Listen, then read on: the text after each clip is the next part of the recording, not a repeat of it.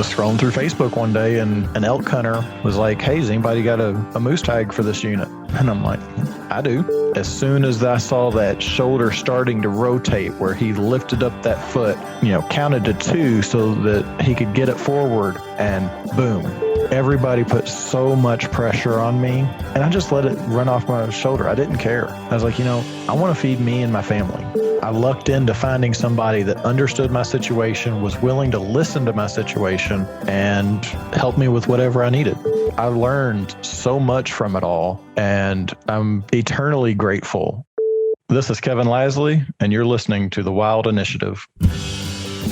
Put down your latte and pull on your boots. I would rest at peace for eternity if my legacy was that I made a positive influence on the non-hunting public about what hunters are and what hunting is. I finally got my buck on our last real day of hunting. So a pro-hunting organization is voting against hunting. And that says anti-hunting to me. There was a year straight where I was averaging up to 200 death threats a day. I hugged it like I just wanted to hug a bear. It's proven that the average steak in a grocery store touches 50 to 100 hands and machines. And we're putting that into our body. Hey y'all, Cable Smith, host of the Lone Star Outdoors show here. This is Adam Weatherby. I'm Corey Jacobson with Elk 101. This is Christy Titus. Hey folks, this is John Barrett. You're listening to The Wild Initiative. Hey y'all, welcome to another episode of The Wild Initiative, brought to you as part of the Waypoint Outdoor Collective.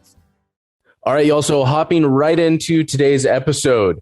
We got a fun one for you today. I have on the podcast my buddy, Kevin Laslie. Now, Kevin has been a listener and a supporter of the Wild Initiative since back in the Living Country in the City days.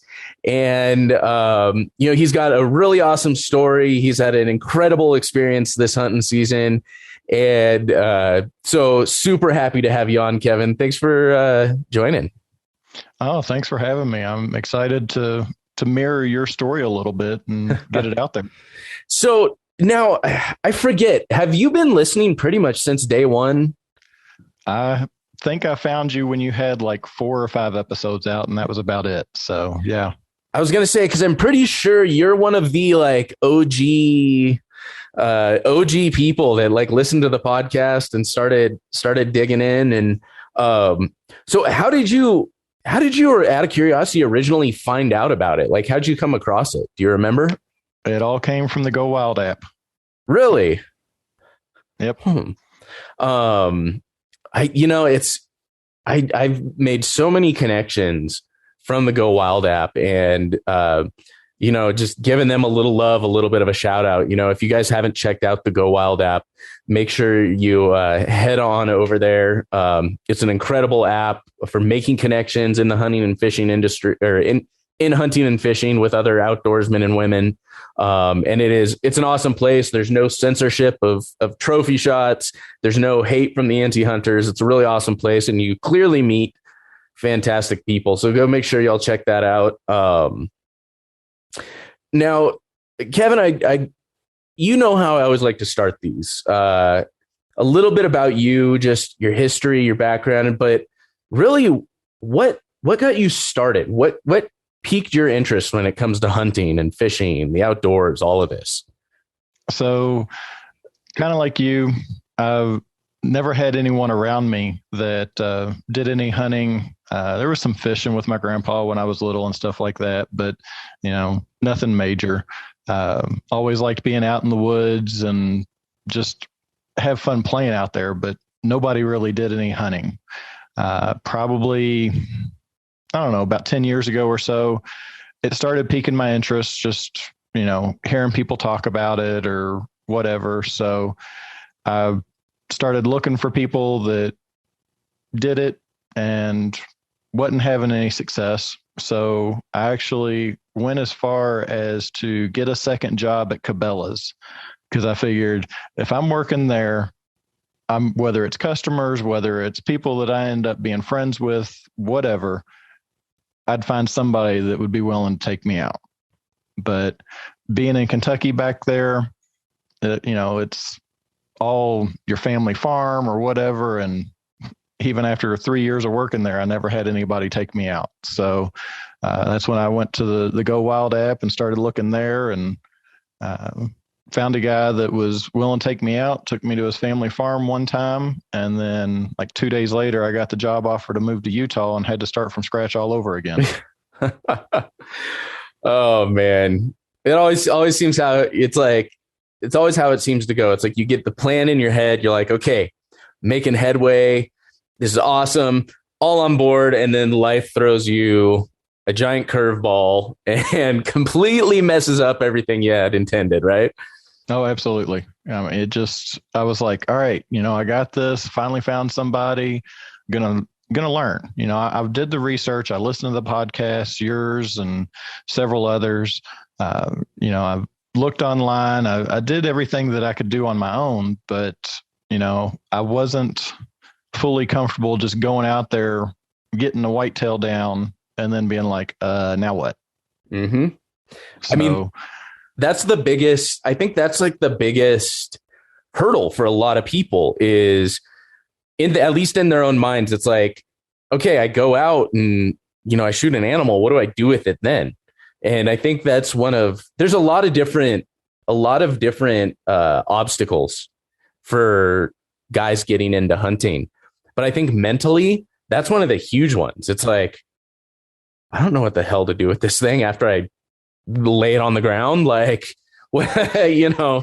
Yeah, but after you see the video one time of, the buddy's taking the new guy out and, not telling him to be careful and he ruptures the gut sac all over himself. After you see that video one time, you're like, yeah, I don't want to do that on my own the first time.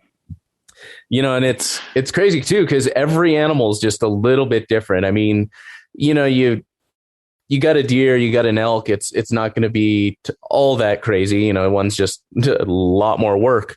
But every different animal you get into, everything you hunt, field processing a turkey is going to be a lot different than field processing a deer or, breasting out birds or whatever that is. I think people, it can be very intimidating because especially when you put so much work into something, you want to make sure you're not screwing it up at the very end, right? Right. You don't want to screw it up. You don't want to leave too much and have a game warden knocking on your door for, wasting the animal. There's all kinds of different things that, just mentally play with your head if you're not used to it and don't have the family or friends to teach you. So this was, I want to say, about 4.5 years ago that you probably started this, 4 years ago, something like that? I've been in Utah 3 years. So yeah, about 4.5, 5 years. Yeah. So you started pretty much right at the exact same time I did. I'd started getting interested in hunting again, probably 2015, 2016 ish, maybe 2016. And then I really started getting into it come 2017. That's when I did my first elk hunt that was so successful. Hey, you got knowledge. That was success. I gained a lot of knowledge over the years. But for those that don't know, you've not found a lot of success in those. As far as, again, we've discussed deciding on your measures of success. We've had these discussions a lot, and it's critical you be realistic with yourself. But you have not, in those years, had much success as far as a traditional sense in killing an animal. Correct. Yeah. When I was back in Kentucky, I had a guy that was like, hey, come out, he was on disability, come out, I'll call turkeys for you, we'll do that. The day I was going out, the day before, he got released to go back to work. So I went out on, to his cabin and I'm sitting there, never called a turkey or anything else. So I sat out there, but I never heard one. I never saw one, nothing. I went out with the guy for whitetail that I found on GoWild. And, he said, okay, sit here. This is where I got my first deer. I'm going to go down here about 500 yards and get in a tree stand. 12, 14 hours later, he comes back. He's like, all right, you ready to go? So then a couple days after that, I went out on one of the few public land places in Kentucky and I spooked a deer out of its bed. I'm like, all right, I know where the bed is. I'll come in a different way next time, give it a day or two. And then I got that job offer and couldn't ever go back. So then when I came out here to Utah, I got a deer bow tag in a unit that's very much private property. But I had a buddy at work. It's like, hey, I'll take you out in the summer. I'll show you where you can hunt. I'll show you how to scout. I'll go out with you in the fall. None of that ever happened. I tried, I found a spot, did the Onyx and the Google Maps or Google Earth and all that, trying to find some place that might have a chance. And then I went out one morning, and not being completely familiar with the area, I knew where I needed to go once I got to the right exit. But the GPS was being stupid. Wanted to take me like an hour north to come back over the mountain where there's no road at 4:00 in the morning. So I ended up, following it as far as to the end of the road. And I'm like, I'm not doing this because I don't know what this is going to turn into. So I turned around and left the GPS on, hoping it would recalculate, and it never did. So I ended up just going home. And then DWR did a beginner pheasant thing for kids and new hunters. So I was like, well, I want to get something. So I went out, and they were releasing pheasants. They had a kids group, a women's group, and then a men's group. So went out, got a pheasant, came back in. They're like, well, the limit's 2. We're going back out with the volunteers if you want to go again. So I went back out, and I got a second pheasant. Nice. So other than a squirrel that I got when we were checking trail cams when we went out for the deer, that's all I had was one deer and 2 pheasant before this year. Well, I'll tell you, I got to do, you probably saw on socials and stuff, I got to do my first pheasant hunt this last season, after I'd finished up in Arizona. And I will say, I was never that into upland game until I went out and did that and saw the dogs working. Did you guys run dogs when you were doing that pheasant hunt? Yeah, the volunteers had dogs, and I will say that I'm like you. Never really interested in me too much, but the dogs are amazing. But at the same time, I realized I'll never do this without dogs. Oh yeah. Oh geez, man. Yeah, that's I've done a couple of like dove hunts and stuff, but pheasant, if you don't have those dogs to flush, it's a little rough. But it's really, you get so much excitement in such a short time, because it's like one of those things flushes out and you're like, your heart's going, you're flinging that shotgun up, and then all of a sudden, either you hit it or you don't. Yeah. But I really enjoyed that pheasant hunt, and I'd highly recommend to anyone starting out. We've talked about this before. Give waterfowl hunting a try. Give some like dove hunting or pheasant hunting a try. It's something, if you find the right people, you can do over the course of a weekend. It doesn't really require, months of preparation and scouting and this and that. Yeah, I mean, scouting helps. But if you can find a spot, it takes minimal gear, minimal effort. Even the whole processing thing that we were talking about earlier, it's compared to like processing a deer, breasting out some ducks or, taking the legs and thighs of a goose and the breast of a goose, like all of that is relatively simple compared to having to figure out how to get the back straps off and how to get the tenderloins and whether you're doing gutless or non, all of that stuff. Yeah, absolutely. I mean, once you've carved a turkey up for Thanksgiving dinner, you at least are familiar with what it looks like. Mm-hmm. You don't have everything else that, that just, it's a little different with the big game. But, like you're saying, just find somebody, if you can, that has dogs and is willing. Because, I mean, I was just walking that field, they're like, all right, let's just all line up and let's just walk. And guy Brett, he had his dog Tick, and he's like, hey, why don't you come over here with us? and Tick is like a 3 or 4 time champion. Oh, wow. And he's up there in age. Brett's got some younger dogs that are up and coming, and we've become pretty good friends on Facebook and stuff after all this. But Tick was just a hoot because he's goofy, but he knew what he was doing. And it was just, I was in awe. It's like, I didn't even want to hunt. I just wanted to watch the dog, point and flush and everything else. It's just like, wow. Well, it's so fun because you can tell when those dogs are doing that.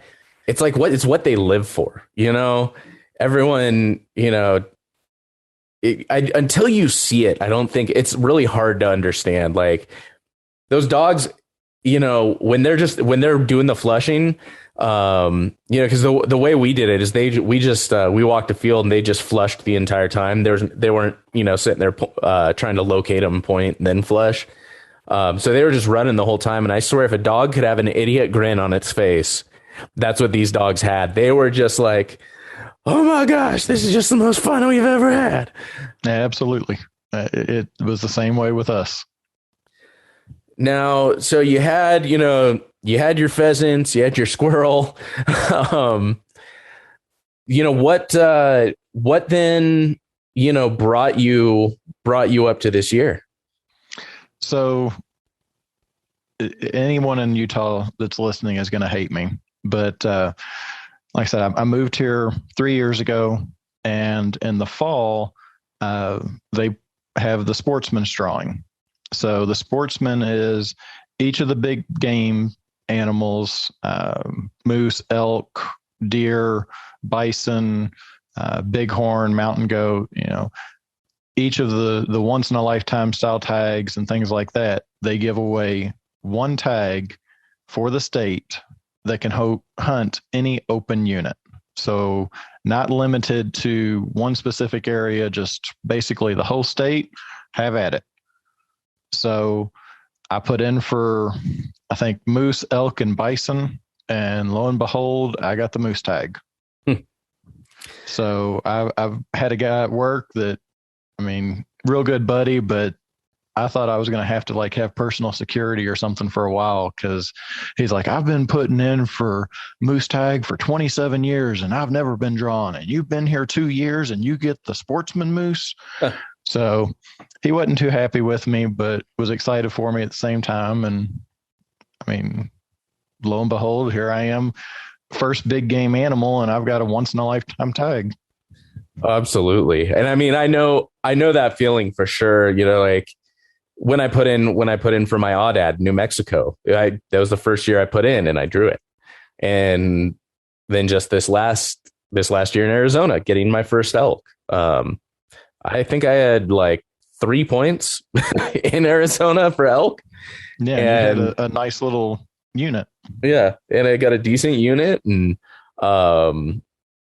of course my luck, I draw elk in Arizona, the worst rut in 17 years, but that's a whole different story. Which says a lot about the fact that John and I still managed to get it done. But so tell us a little bit about the hunt, man. How did it go down? What'd you do to prep for the hunt initially, and then how'd it go down? So knowing that, I didn't know what I was doing. I was like, there's no way I'm doing this without a guide.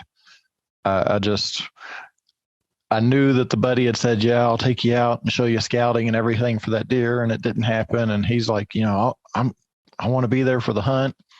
I was like, you know what? I'm not taking any chances. I'm not getting a moose down by myself, 3-4 miles in, 10 miles in, had no idea what I was going to be. So I was like, I'm getting a guide.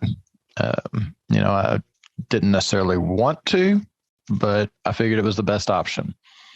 So called around, filled out some internet forms. And surprisingly, I guess because I was doing it so early, because I wanted to figure it all out, I only had one reach back out to me, but they were great people. I talked to the outfitter. He put me in touch with the guide himself, really down to earth. And we talked about what I wanted, and I'm like, all right, I'm good with this, let's do it. So I wanted to use my bow, took both the bow and rifle, but both the lack of access to ammo and the price, if you can find it, I was like, you know what? The bow I can practice with a whole lot easier and cheaper. So did a lot of practice with the bow all year long. And I mean, the rifle, I found some ammo, but I literally didn't even sight in the rifle until like a week before. But I put a lot of feelers out on Facebook. I had the guide's out looking, but we were in a drought. I mean, it's almost like your story with your elk. Mm-hmm. I mean, it was just so flipping hot this year and so dry. The guide was finding moose, but nothing great. So I utilized Facebook, hunting groups on there. I even went as far as to join like wildlife photography groups to try and get tips, whatever I could.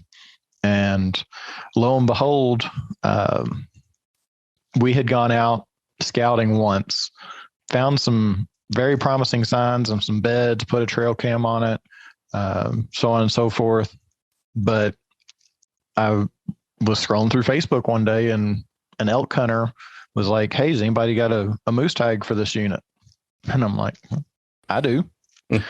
So started chatting with him, put him in contact with the guide, and he's like, hey, I won't tell anybody. We're up here until Friday. If I see him moving around, I'll let you know what's going on with him, so on and so forth.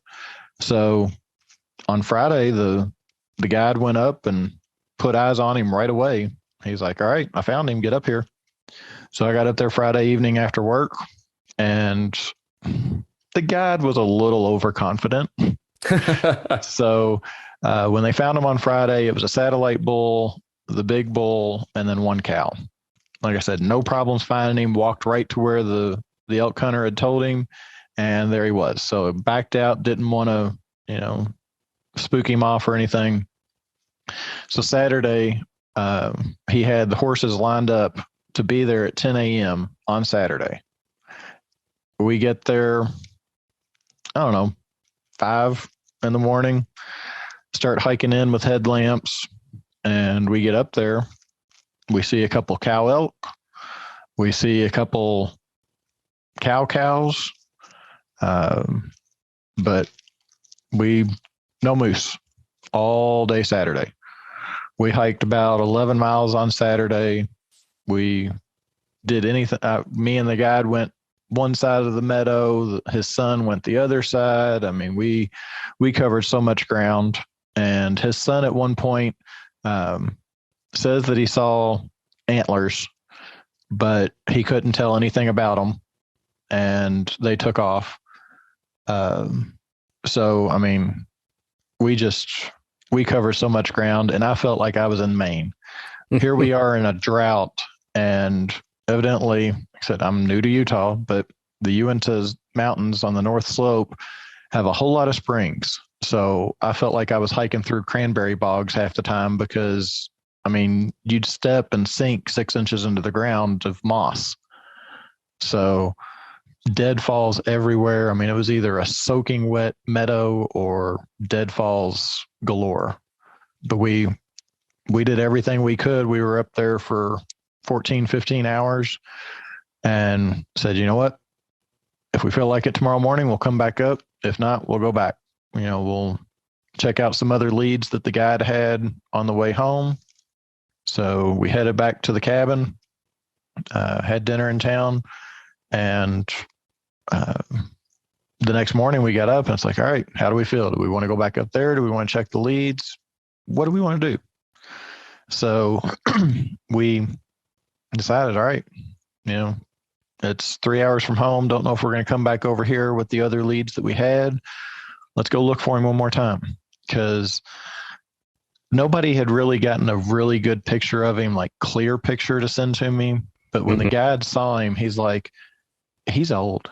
He's like, he just looks like a grandpa moose. Compared to the satellite bull, he's like, he stands so much taller. He's just got that gray face. I mean, almost looks wrinkly and just old and wise. It's like, he's big because he's smart and, he stays hidden. He knows what he's doing. And,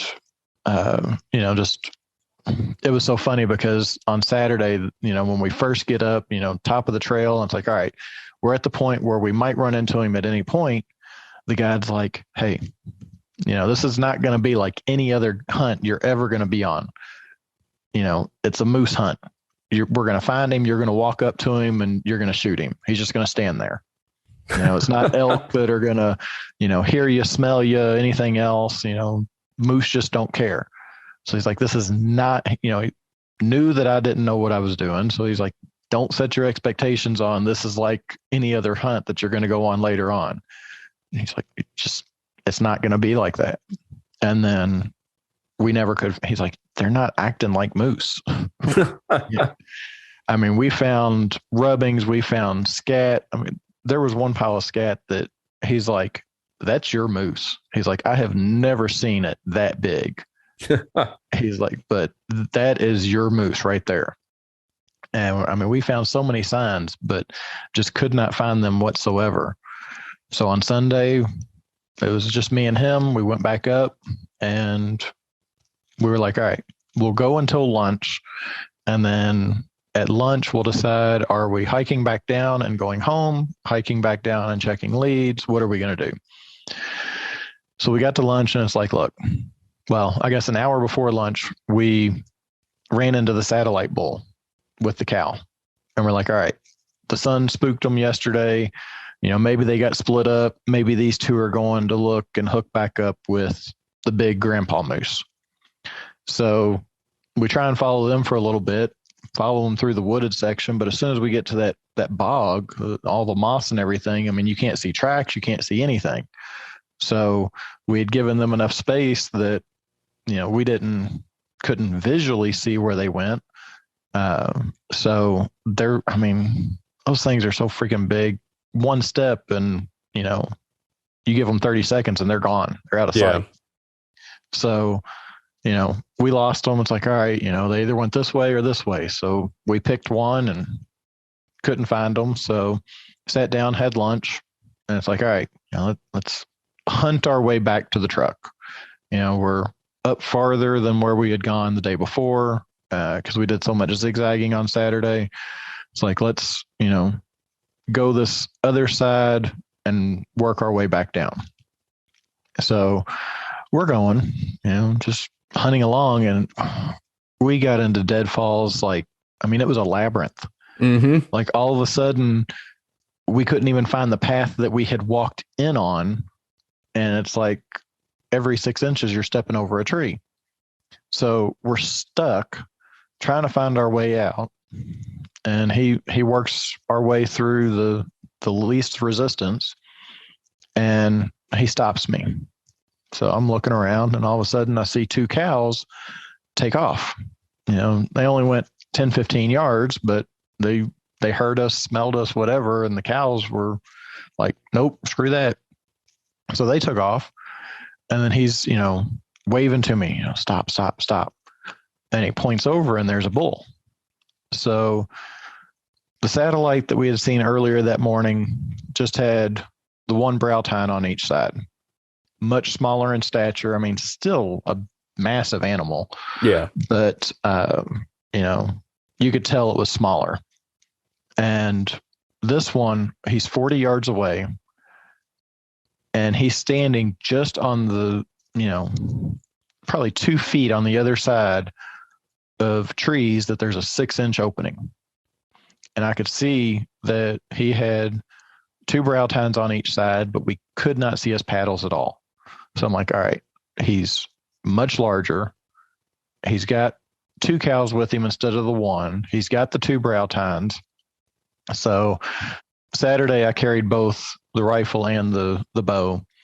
Sunday it's like, look, they're acting weird. There's so much deadfall. We only took the rifle. So I shoulder it, and I'm looking, and he's trying to figure out if it's the one that we're after or not. And I'm like, I just don't have a shot from here. So he goes back a little bit, tries to get a different angle. He goes forward a little bit, tries to get a different angle. He tries to do a little calling to get him to move, and he's just not moving. So I go back 10 yards or so, and I'm sitting there shouldering the rifle, and I'm like, it's a shot, but it's not the shot I want to take. And I'm standing there, and after 5 minutes, the rifle's just getting heavy, obviously. So I kneel down, and my knee on Saturday started bothering me. I mean, just stepping over the deadfalls and into the moss and sinking down and just anything and everything. Half a Saturday, all I kept thinking was, I'm repeating Sam's story. I'm going to screw my knee up, something fierce. It's like, I don't want that part of the story. It's like, I don't want to screw my knee up and not get an animal. So I knelt down, and my knee's like, nope, not having that. And lucky for me, there was a deadfall right next to me. So I just rotated my hips over, and I sat there on that deadfall and just held the rifle on him. And the guide can't get him to move. It's been, probably close to 10 minutes at this point. And, probably felt like 25 in the moment, but I'm just sitting there like, take a step, because his shoulder filled that whole 6-inch gap between the trees. I'm like, just one step, just lift that foot up, because at this point I'm like, I wasn't sure whether it was or was not. I had no clue if it was the one we were after, because I had never seen it. I'd seen the blurry pictures from a distance. I'd seen the picture the guide took where there was all kinds of trees and deadfalls in the way, and he was just trying to snap it real quick to say, hey, I found him. But I hadn't seen anything clear enough, especially with that what little I could see, to know if it was him. But I was like, damn it, this is my first big game. I could give two shits less if it's the biggest one in the state, if it's, going to get me in Boone and Crockett. I don't care about that. This is, a nice moose. It's going to feed me for quite a while. I don't care. Would it have been nice to, first big game and getting Pope and Young or Boone and Crockett? Yeah, it would have been great. But, I was there for the food. So I was like, if you take one step, I'm shooting. I don't care. By the time we get back to the truck, I'm over 20 miles in 2 days. Tired. My knee hurts. I want some satisfaction over this, because I got notified in November that I drew the tag, and I had to wait until September. So I was 10 months, normally you get, 3-4 months of excitement and planning and whatever, but I was damn near a year on this. And with it being my first, I'm chomping at the bit even more. So I was like, all right, you take one step and I'm shooting, unless the guide stops me before you take a step. I don't care. So I knew, I'm sitting there running through my head. And I mean, I'm in the moment, I'm even thinking, how do I not have bull fever? My heart's not racing. Everything just, wasn't rushing. It was slowing down, and I'm calm and everything else.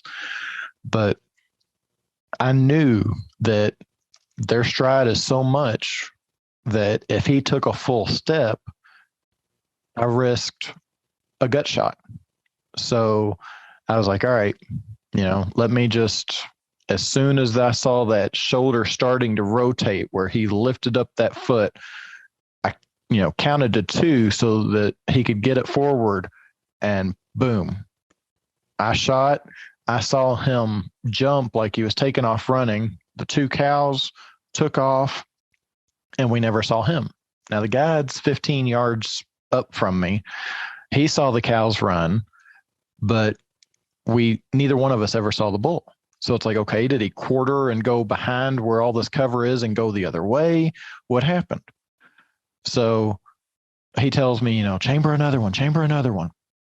So I chamber, and we walk, about 10 yards up from where I was, and start walking around all the tree and cover and everything. and there he lay 15 feet from where I shot him. I mean, he was a bloody mess, but I ended up hitting the shoulder to some degree. The guy did the gutless method, so I don't know for sure. But looking at the color of the blood and everything, it looked like it was a heart shot. And when he took off jumping, trying to run, I think he just came down on that shoulder.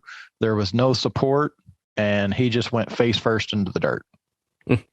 So, I mean, it was just so amazing. You know, we're walking around the cover 2 minutes after I pulled the shot, and I saw him breathing, saw him take a breath. We backed up about 10 yards to, you know, give him a space, but I never saw him breathe again. So in 2 minutes, he was 15 feet and he was gone. So, you know, being new to it all, I was like, all right, you know, I successfully harvested, but I did it humanely. You know, it was all the goals that I could have set for myself of doing it, other than I wanted to use the bow.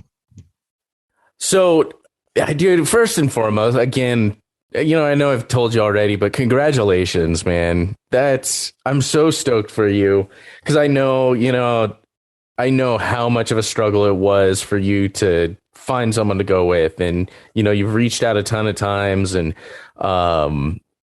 you know, I'm stoked for you that you were finally able to get it done, finally able to make it happen. So first and foremost, again, congratulations. I appreciate that, especially coming from somebody that knows how much of a struggle it is to get it done. Well, and it's just funny listening to that story. It's like you've combined so many of my hunts all into like one, you know, and it's just, I identify with so much of that, with the deadfall and slogging through it. And like you said, hurting your knee, and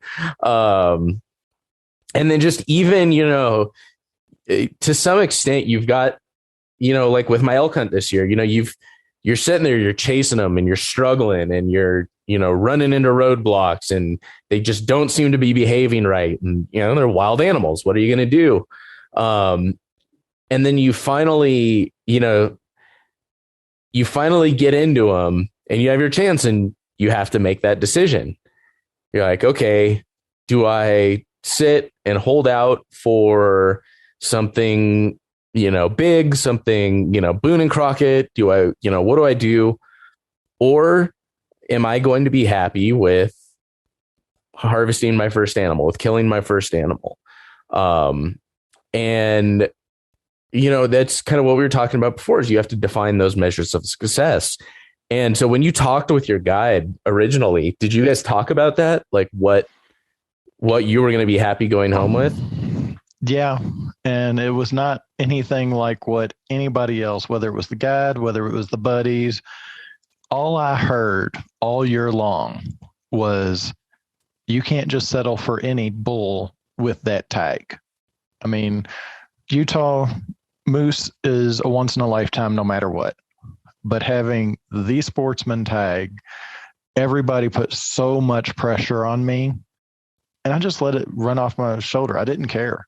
I was like, you know, I want to feed me and my family, you know, and they're like, no, you need, and, you know, find the big one. And the guide's like, you know, I'll find you one, you know.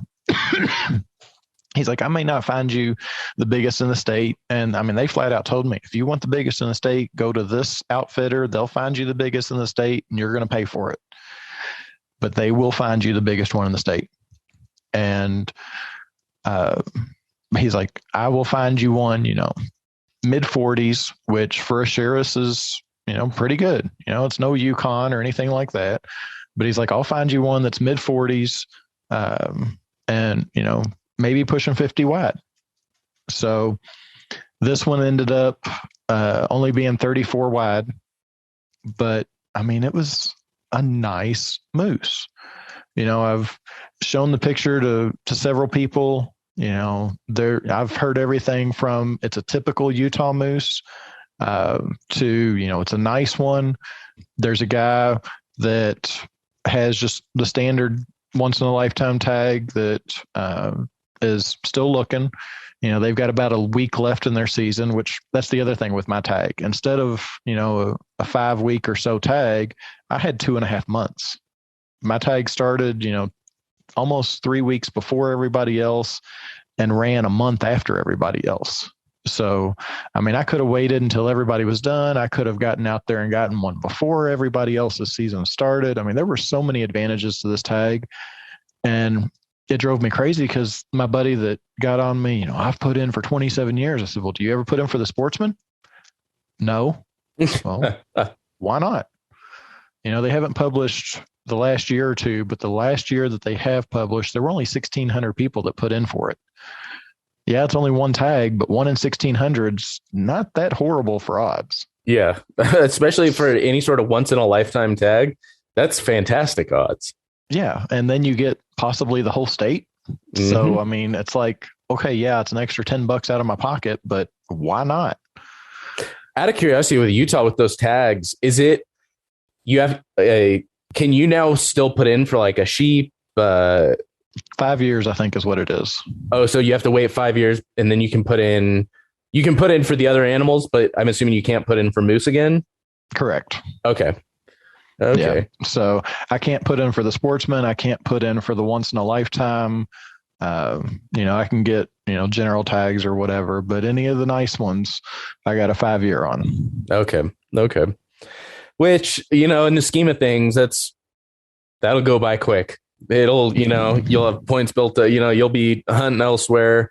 You'll be chasing other stuff, and that'll go by pretty quick. But yeah, I mean, I really feel you on that, on feeling, at least, you definitely had to feel a little bit of that pressure in the back of your head, not necessarily even from them, but just the knowledge that it is a once in a lifetime tag. Cause I know when I drew that Arizona tag, like, yeah, it's not Arizona strip for mule deer or anything, but it's definitely just a few times in your life as a non-resident to draw elk in Arizona.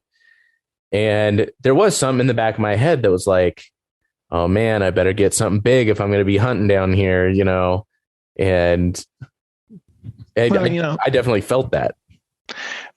I felt it. And I mean, I had it in my head, I wanted to use the bow, and with the way everybody was blowing it up, I'm like, you know what? Pope and Young would be just so awesome, very first big game harvest and everything. So I felt it, but it wasn't really prominent. Mm-hmm. But afterwards, it became prominent because I didn't care beforehand. I wanted the meat. But then afterwards, I'm like, did I just make a mistake? Should I have waited? Should I have, pushed for the bigger one? The guide kept saying, right now the leaves are still on the tree. As soon as, the leaves start falling, we'll get out there, and those big black buggers can't hide, and, they're easy to spot. And once the snow comes, they just stand out like a sore thumb, and, we'll find a big one and everything else. And I'm just like, in my head, I guess part of it was also, this was opening weekend for everybody else. I didn't want to give everybody else a month to get all the nice ones. And then me have the ideal conditions of no leaves on the trees, snow on the ground, and everything that's left over from everybody else is standing out. So I had that in my head during the hunt, but the real pressure didn't hit until afterwards, when I was like, okay, my hunt started on September 1st. September 19th, I made the harvest. I had it until November 15th, I think it is.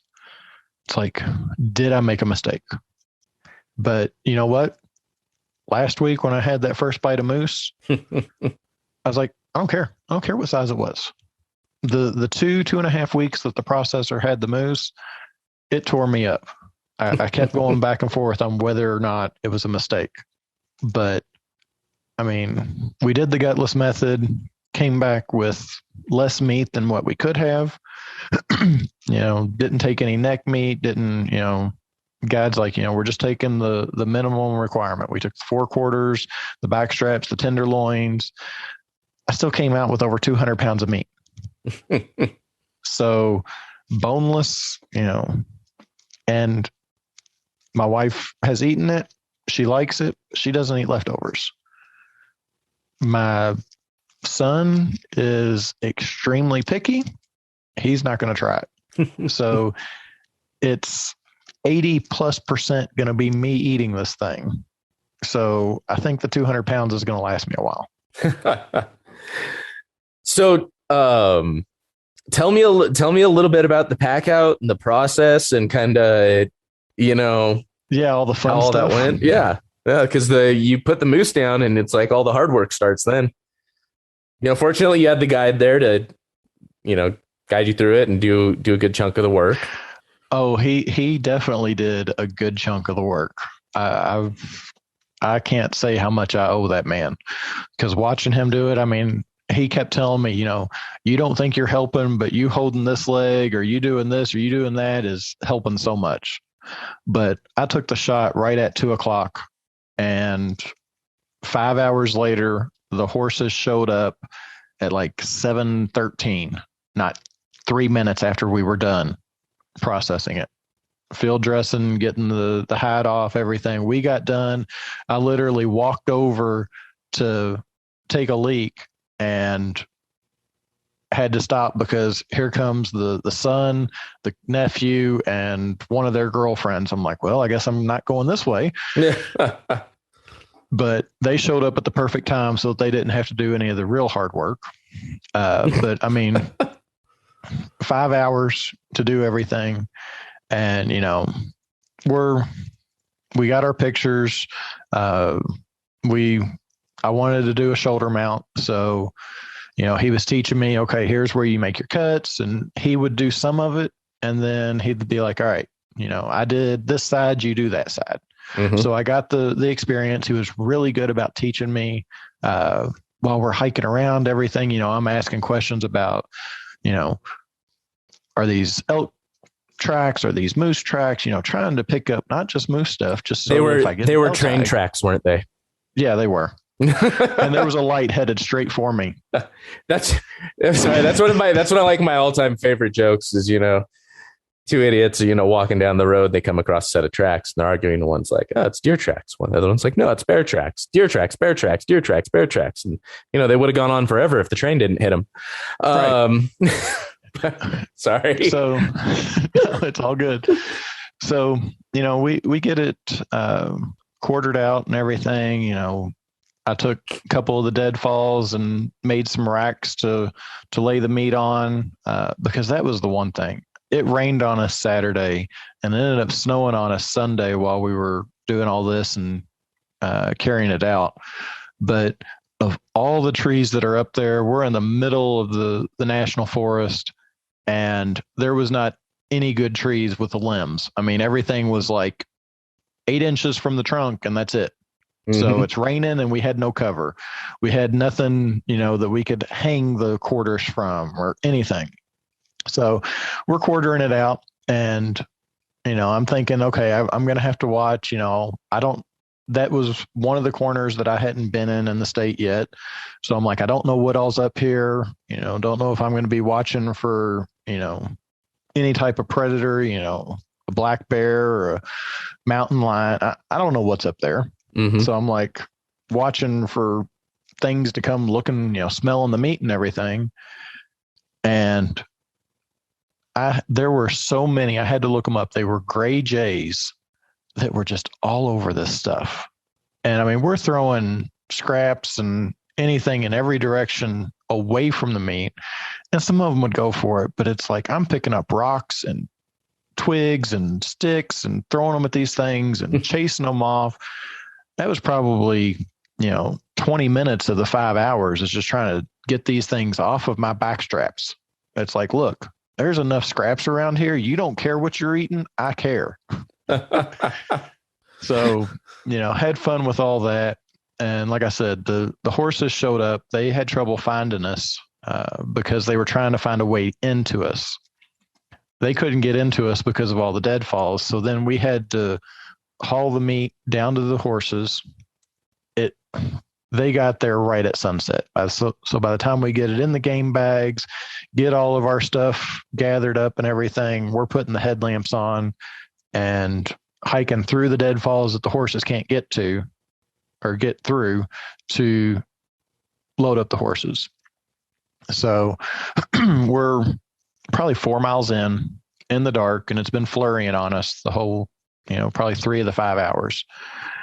And they get the horses loaded up. It's like, all right, let's head down. So we start heading down, and it starts snowing more. And I mean, I knew I was going to elevation. This was 10,500 foot that we were in. So I knew it was going to be cooler. I took a long sleeve shirt, as well as I had 2 long sleeve. One was more thermal style.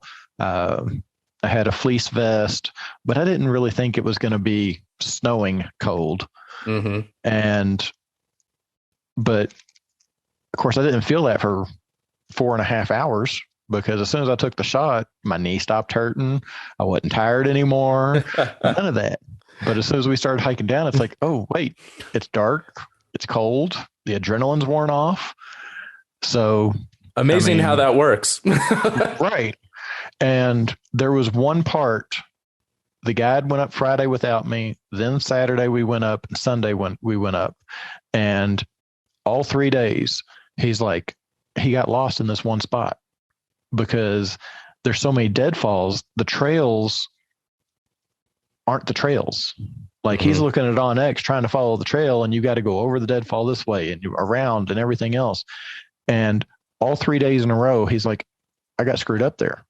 So here we are in the dark, and it was pretty flat up there, but we got to one point where it was the one incline we had to go up. And I'm like, look, between my knee, between being tired, hiking 20 miles, it's like we let the horses go ahead of us, and me and the guide stayed back so that I could take it slow and whatever. I mean, I grew up in Kentucky, 600 feet elevation. Here I am at 10.5, and it's like, yeah, a little different. So they got to the truck, dropped everything off, and then went down to load the horses up. And we got so turned around. I mean, we probably added a half a mile just trying to find where we were going. Mm-hmm. He was tired. I mean, it was pitch dark. It was crazy. The snow was coming down. We get to the truck finally. We got a little over a 1/4 inch of snow on the truck at the trailhead. It's dark, and here they just dropped all the meat off. I mean, the coolers are in the back of the truck. They didn't bother putting them in the coolers. So, I mean, they of course went so much faster than us that it all had a good 1/8 to 1/4 inch of snow on it. So we're trying to brush the snow off, but here it is, 10 o'clock, get back to the truck, and I've still got a 3-hour drive home. He's like, are you going to be all right? I'm like, oh yeah, I'm not finally getting this moose and then going to kill myself before I get to enjoy it. But I mean, it was so crazy because I mean, my very first true hunt. I mean, I know hunting isn't harvesting, but going and being told, sit here for 12 hours and I'll come back for you, wasn't really a hunt. Yeah. Stuff like that. So my first time really going out and, finding the scrapes and the tracks and everything else and actually hunting. And here I am, I'm 10.5 in elevation.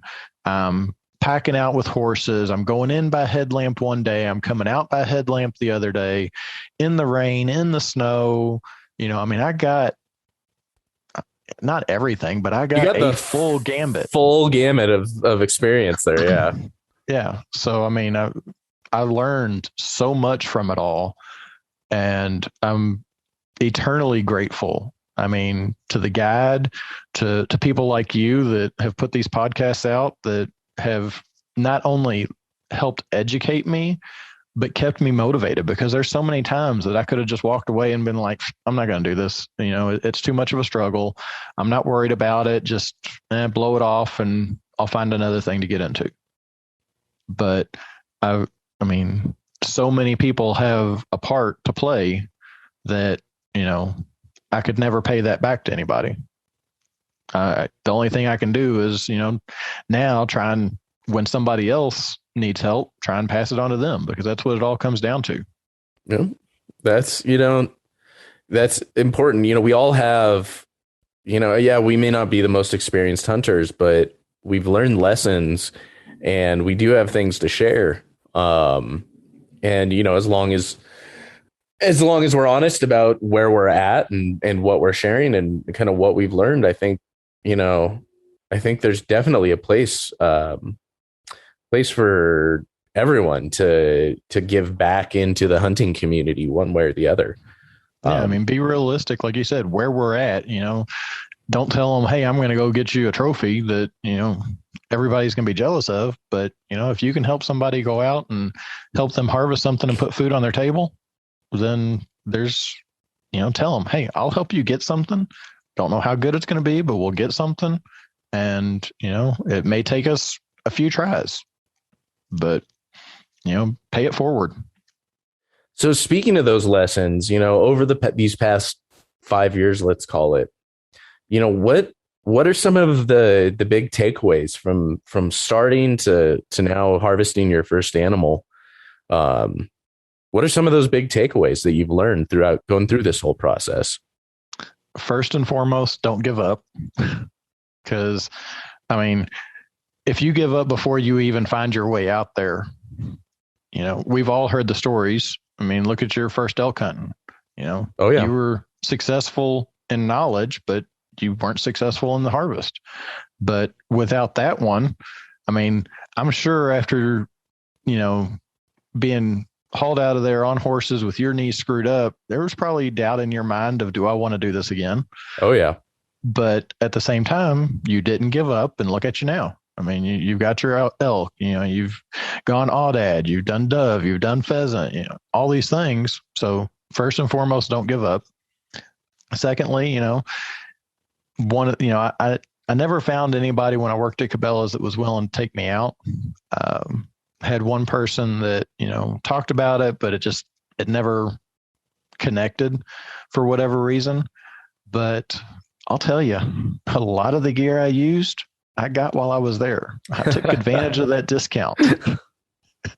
So if you've got some spare time, whether it's, Cabela's or somewhere else, take advantage of a discount, get a second job, use that money that they pay you, use their discount if they've got one, and, get some gear for less cost to you, because it's not cheap to begin with, and you're going to need more than what you think.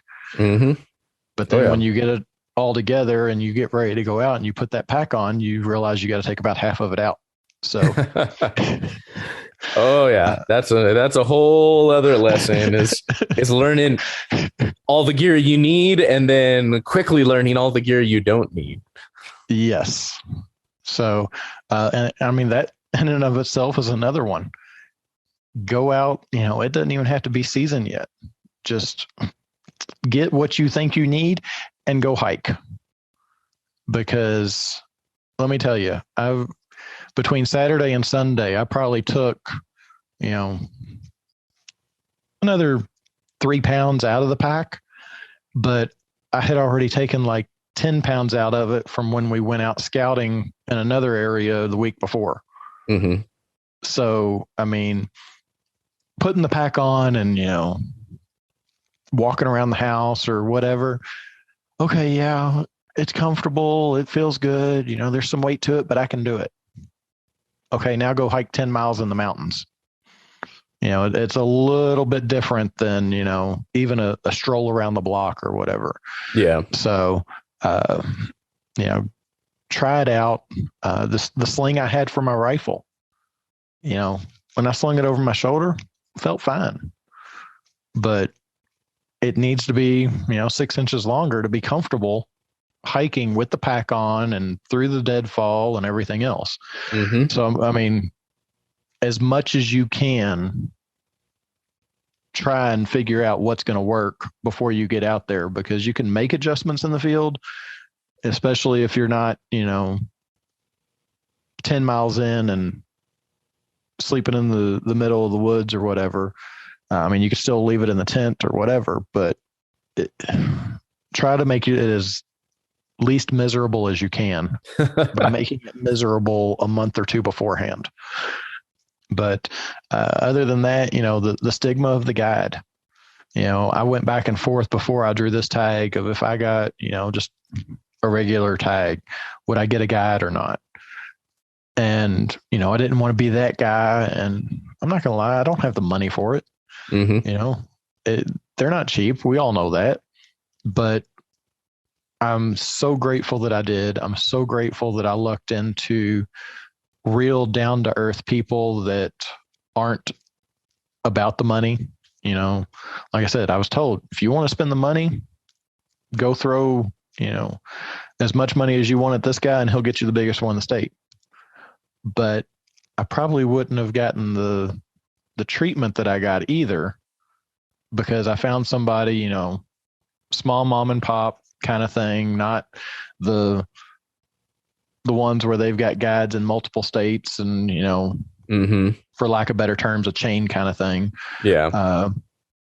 But, I lucked into finding somebody that understood my situation, was willing to listen to my situation and, help me with whatever I needed. So, beyond the actual harvest, he, taught me as we were going about the elk, about, the tracks, about the scat, about whatever it was. If I had questions, he answered them. So, don't fall to the stigma. If you are trying to find somebody and you can't find somebody and you can make it happen, get a guide. Just do your research and try and find one that'll actually help you. Be upfront and honest. Hey, I want to learn. Will you help me learn? Or are you just going to say, okay, I'm going to find you one. We're going to go get it and we're going to pack it out and I'm going to be done with you. So. Well, dude, it's such an incredible story and I'm so excited. I'm so excited for you. I'm looking at these moose pictures now, and I'm stoked. I can't get over it, how stoked I am for you. And, I'm glad that I was able to play at least a small part in encouraging you, and inspiring you. So I'm totally going to take credit for your moose. That's okay, because I've got some of it to send to you anyway. So, oh, dude. I got a few pounds of summer sausage that I figured I'd send out to a few different people. So I figured you wouldn't turn it down. Oh, never, man. That would be awesome. Yeah, dude. I've still got. I keep forgetting I have more of it in the fridge. I still kind of sometimes am in the mindset of it's like I'm a little precious with it sometimes, and so I don't like eat some of it as much as I should. And but I don't know. We'll see if I end up getting anything this year. So maybe I should be a little more precious with it. But yeah, I was talking about that to somebody today. I was like, the lady across the street, her husband died a couple years ago, but he was a hunter. So I gave her some. My UPS driver, we're really close. So I think it was yesterday or the day before, he was trying to get next door and they weren't answering. And I walked outside to pick up what he dropped off for us. And he's like, hey, you want to sign for them? Did you ever get that thing cut up? I'm like, yeah, you want some of it? Well, yeah. So I gave him some of it. And I'm like, you know what? Right now, I'm looking 225 pounds of meat. I'm eating most of it. I'm not giving them 10 pounds of it or whatever, a couple pounds of ground and whatever. Yeah. But I'm like, right now, I'm, a couple people that are close, I'm giving it to them. But, another year, maybe two down the road, I might be like, why'd I give so much of it up? Oh, man. I mean, what's my options for moose now? Maine, Canada, Alaska. I mean, yeah, I can get a lot of meat, but that's even pricier than a guide. Just means you're going to have to get a lot more successful at deer and elk. Yeah. And start saving now. I'll tell you, everyone says it, but it's like the first one's the hard one. I don't want to say it comes easy after that, but getting over that first hurdle is huge. And, I'm excited to kind of see what you're doing, for the rest of the year and next season. And, we got spring seasons and, shoot, you got bear, you got turkey, you got all kinds of stuff that we can hunt until then. So, yeah, I went back and forth on if I was even going to put in for anything else. Because like I said, I found out about this in November. So when they opened up the regular seasons this year, I'm like, do I or don't I? And I'm like, you know what? As it is, I've got 2 deep freezes. One of them was empty. One of them was about half. Right now, they're both full. If I had gotten anything else, any other tag this year, I would have had to buy a 3rd freezer. So I was like, I'm just going to stick with just the moose this year and see where it goes. And I'm glad that I did, because if I had to buy another freezer, my wife probably would have killed me. Oh, man. Well, you've definitely got that's the one thing, with the moose meat, or with the meat, you give some of it away and you cook with it. And there is some stuff you definitely want to, I've actually got one coming up soon, in a couple of weeks as of the time we're recording this. I did an episode with Hank Shaw about cooking wild game. I did one with Chef Josh Fenke. I've done one with Jeremiah Dowdy from Field to Plate. And, I think all 3 of them, we've kind of talked about how, like, sometimes definitely you want to do honor to the animal and cook it in some great ways, but there's nothing bad about, like, I want some spaghetti. I've got like 100 pounds of ground moose right now. I'm going to make some moose spaghetti, or some elk spaghetti, or some venison spaghetti. And yeah, it's not like you're enhancing the flavor of the wild game. I mean, you're throwing some spaghetti sauce on it, and maybe some onions and garlic, and calling it a day. No, I mean, the first thing I did with it was I made a roast.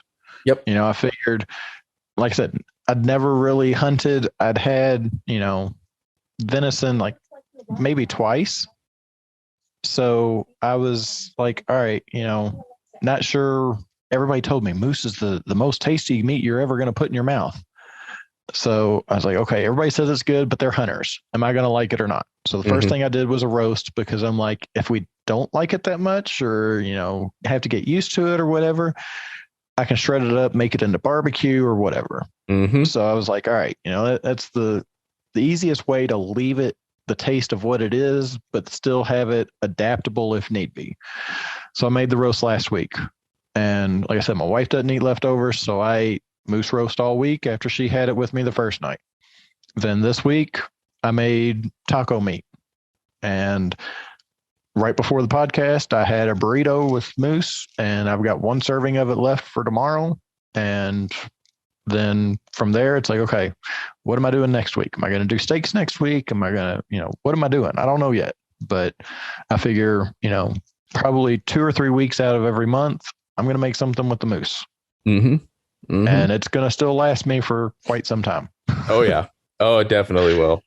I mean, I'm probably every week make something out of the elk, whether that's having some of that summer sausage, or smoking brats, or, doing a couple of steaks, whatever that is. I mean, there's very few weeks that I don't have at least something. And I mean, I've got more than I expected to have left over.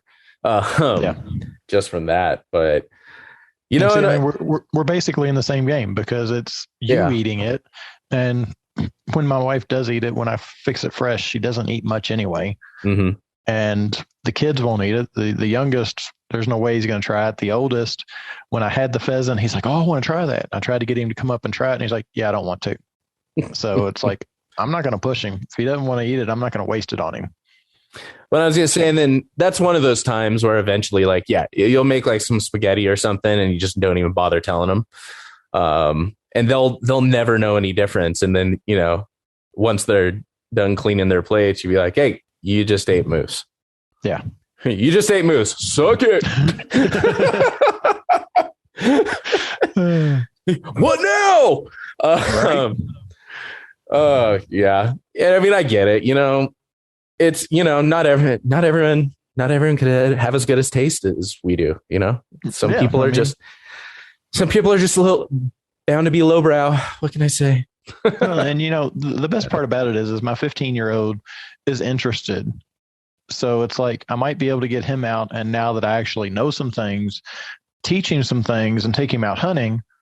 But he's not going to eat it. So guess what? I take him out hunting and I get his animal and my animal. So, oh my gosh, I know so many people that it's like that with their kids. My neighbor, he drew a bunch of tags out here in Montana this year. My old neighbor, and both him and his son drew. He's like, dude, we're gonna need like 2 extra freezers if we fill even half of these tags, right? And they put in for everything, like every possible tag draw and like leftover tag they could put in for, they did. And yeah, I think they each have like 4 or 5 tags each. Like it's just ridiculous. Deer tags, a couple of doe tags. I mean, it's Montana. Up here as a resident, we have a lot of opportunities for tags and hunting. But it's wild. So that's always a benefit. Maybe I should adopt a kid. Maybe that is a total wise decision for me right now. But. Yeah, totally. Well, and talking about all the extra meat and everything, another thing I didn't talk about is in the spring, I got a call from DWR. I had signed up on the list, if they had to dispatch animals or whatever, donating the food. So I get a call and I'm like, hey, you're on the list. Would you like a deer? And I'm like, yeah, sure. And it's like, all right, we field dress it. If you can come get it tomorrow morning, show up at the office. So I show up and they're like, do you want 2? Twist my arm. And he's like, do you care if one of them's a fawn? I'm like, hold on. Now, I'm new to this, but everybody tells me the younger, the more tender, the better. Mm-hmm. And you're asking me if I care that it's a fawn? Yeah. No. So he's like, all right. So he pulls 2. I mean, they had a box truck, refrigerator truck with, there's probably 30 or 40 of them in there. And he pulls 2 back to the back. He helps me load them up in the truck. And I'm like, sweet. So I messaged one of my friends, and she's in a very similar situation. Nobody hunts. She's actually gone out a few times on her own, but she's never been successful. So I messaged her and I'm like, hey, I just got a deer from DWR.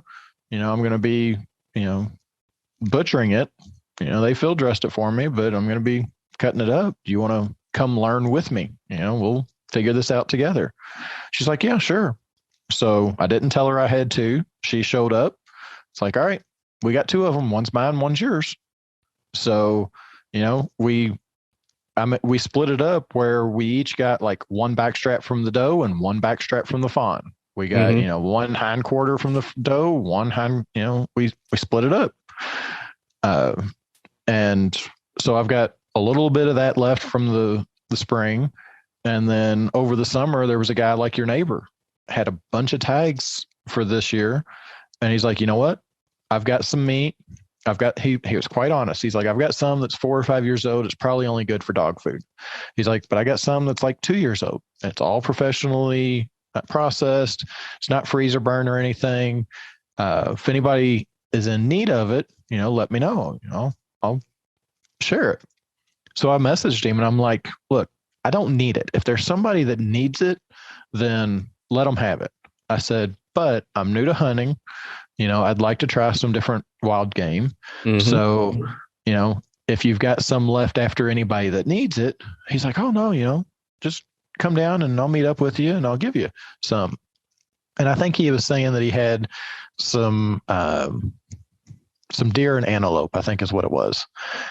And, he was an hour south of me. So I drove down there. I figured it was a small price to pay in gas for, a few pounds of some wild game to try. And I get down there and he's got damn near 10 pounds of elk steaks, antelope steaks, ground antelope, ground elk, ground deer, deer roast. He had a full Walmart bag for me. So, it's like, dude, I wasn't expecting all this. He's like, no, I threw a couple extra things in there so you can try it and whatever. So now that I got my moose back a week or so ago, I need to go back through all my Facebook messages and find this guy. Cause I told him, it's like, if I get a moose, I'm going to hook you up right back. So, but that's the camaraderie and the the community that, I spent years trying to find. And, you find the good ones, it's great.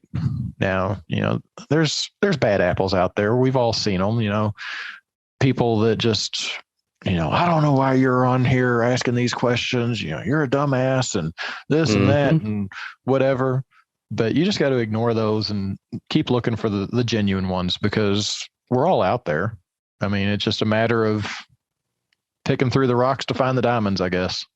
Yeah. Awesome, man. Well, I really appreciate you taking the time to hop on. If people wanted to find you online, where can they hunt you down? I'm on Facebook, Kevin Lasley, Instagram every once in a while. I think I have a Twitter, but I've not been on it in probably 8 to 10 years. I mean, I never really got into that one. So don't message you on Twitter then. Well, you can. You just might not get an answer until another 5 years from now. But I'm just a normal guy. I'm not in the industry or anything like that. So I'm just Instagram. I get on off and on. I'll go through a spurt where I'm on there regularly and then not. Facebook, thanks to my wife, I'm on there religiously because she's messaging me all day, every day. But yeah, I'm just normal Joe, but I'm out there if you want to find me. Awesome, man. Well, again, super excited for you. So glad we were able to finally have you on the podcast after, long-time listener, first-time guest. Yeah, absolutely. That should have been my spin at the first. Yeah, that would have been, well, maybe some other time. Well, you can always cut this part and then we'll just redo it at the end. And well, awesome, man. Thank you so much for hopping on. Oh, thanks for having me. I greatly appreciate it. All right, y'all, that'll do it for this episode of The Wild Initiative. Make sure to check out the show notes page at thewildinitiative.com and get links to everything we talked about in today's episode. That'll do it for this week. Looking forward to next time. But until then, I hope this episode inspired you to get involved, get outdoors, and plan your initiative for the wild. Thank you for listening to The Wild Initiative. Please take a moment to leave a rating and review on iTunes or Stitcher, and head on over to thewildinitiative.com to get show notes, check out the blog, gear discounts, other podcasts from the Wild Initiative family, and more.